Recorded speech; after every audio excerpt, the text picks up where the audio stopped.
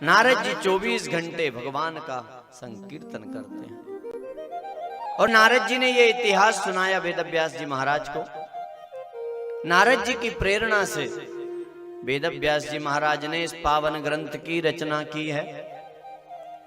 12 स्कंद, 335 अध्याय, 6 अध्याय महात्मा के हैं। महात्मा क्या है? महत्व। कोई वस्तु हमारे पास है और यदि उसका महत्व नहीं जानते तो हमारे किसी काम की है क्या? नहीं है। तो ये भागवत क्या है, क्या करती है, ये पता लगता है। तो क्या है ये भागवत? साक्षात श्री कृष्ण का स्वरूप है। क्या करती है? अपने भक्तों को पार लगाती है। हाँ, कल्प वृक्ष महत्व बताया। श्रोता वक्ता के नियम, बोली ये असर कब करती है, तो नियम बताए। श्रोता के लिए कहा आत्म कल्याण के भाव से कथा को सुने। फिर कहा निराहार रहकर सुने। ये भी लिखा है 7 दिन तक कुछ खाना पीना नहीं। हाँ, अब ये हो सकता है क्या? तो आगे लिखा केवल 7 दिन तक घी पी कर रहे। हाँ, खूब घी पियो। अब हो सकता है क्या? हाँ, कहां से लाओ इतना घी? तो कहा दूध पी कर रहो। और दूध का कह दो तो दूध भी नहीं पचे। हाँ, तो कहा एक समय फलाहार करें और ना बने, दोनों समय फलाहार करें और शरीर से ना सधे। हाँ? और ये फलाहार का मतलब क्या है पता है? जितना शरीर को आधार मिल जाए, बल मिल जाए, आलस ना आए, इतना फलाहार होना चाहिए। पर समस्या उल्टी है। क्या? जिस दिन उपास रहे ना उस दिन रोज से ज्यादा खींच जा। हाँ, आप देखना क्यों आज उपास है तो सुबह दूध दे दो, फिर बगर दे दो, फिर खिचड़ा दे दो, फिर काजू बादाम दे दो, फिर जूस दे दो, फल दे दो, चाय दे दो, रोज से डबल। फलाहार नहीं करते साहब, फलाहार। अरे शरीर को आधार मिले, फलाहार। और फिर कहा यदि आदत ना हो, ना रह पाओ तो एक समय हल्का भोजन करो, एक समय। फिर कह दिया आखिरी में तो यही कहते हैं संत, क्या भैया जितना खाना हो खा, पर मन कथा में लगा, मन लगना चाहिए।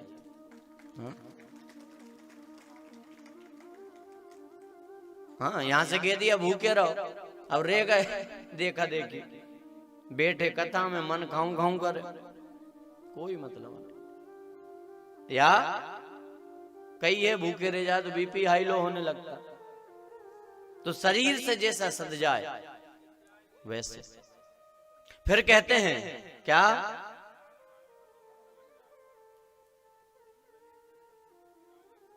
भैया इशारे में निपटा लो, बात मत करो जोर से।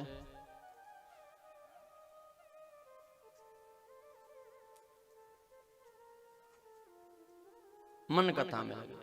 फिर कहा वास्तविक श्रोता बनकर कथा को सुने। वास्तविक श्रोता, आत्म कल्याण का भाव, और कोई कामना नहीं।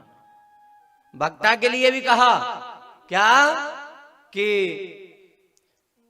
आत्म कल्याण के भाव से सुनाए। हे नाथ नारायण वासुदेवा, श्री कृष्ण गोविंद।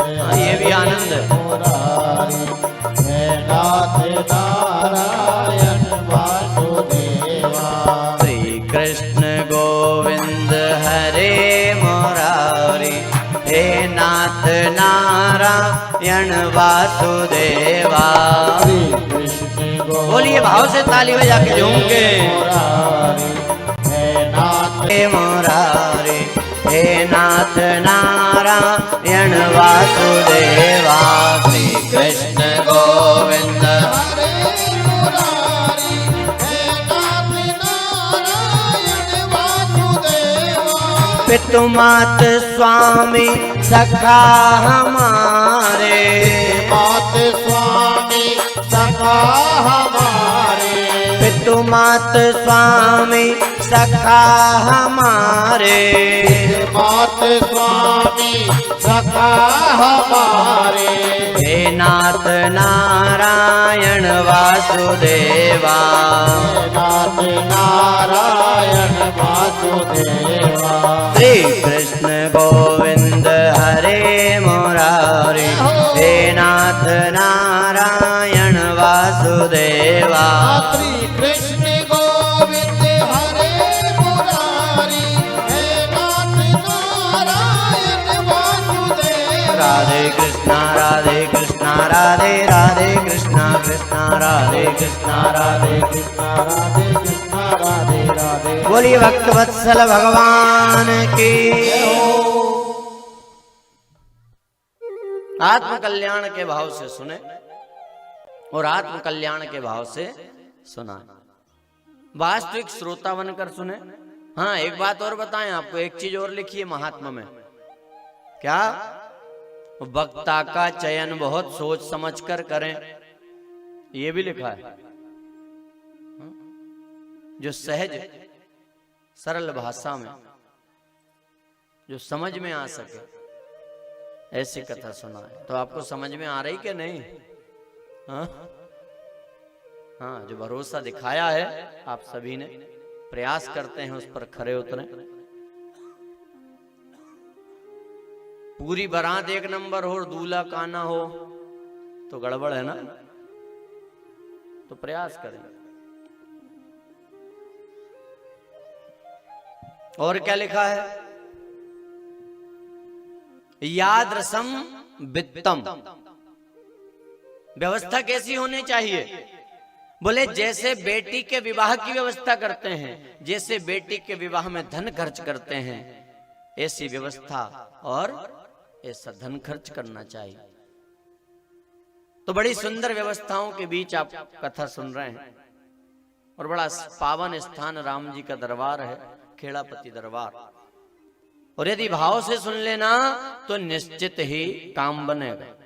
हाँ, आप खुद आजमाओ। कल भी कहा था, फिर कह रहे कि कोई दुख हो, कोई चिंता हो, कोई मनोकामना हो तो लेके मत बैठे रहना, फिर आते से कन्हैया पे छोड़ दो। हाँ, कबीर कलह और कल्पना ये सत्संग से ही जाए, सुख या से भाग दुख या से भागा फिरे, सुख में रहो समाय। ये सत्संग, हाँ, ये साधारण चीज नहीं है जहां आप बैठे हैं। आप ये सत्संग ज्ञान की गंगा में डुबकी लगा रहे हैं। हाँ? अब जो लोग नहीं आते वो कहते हैं क्यों सुनने जाओ, क्या जरूरत है ज्ञान की? तो सीधी सी भाषा में संतों ने समझाया है, इस जीवन में ज्ञान की आवश्यकता क्यों है। बिना ज्ञान की तलवार और बिना ज्ञान का इंसान बड़ा खतरनाक होता है। हाँ, बड़ा खतरनाक। और समझाएं तो बिना ज्ञान की तलवार को क्या बोलते हैं? हाँ, बिना ज्ञान की तलवार नंगी। ऐसे ही संत कह रहे हैं बिना ज्ञान का इंसान भी, हाँ, समझ लो। हाँ। अच्छा एक बात बताओ, किसी से खटपट हो जाए तो साथ वाले कहते हैं कि नहीं उसके मुंह मतलब भैया वो तो नांगो है। हाँ।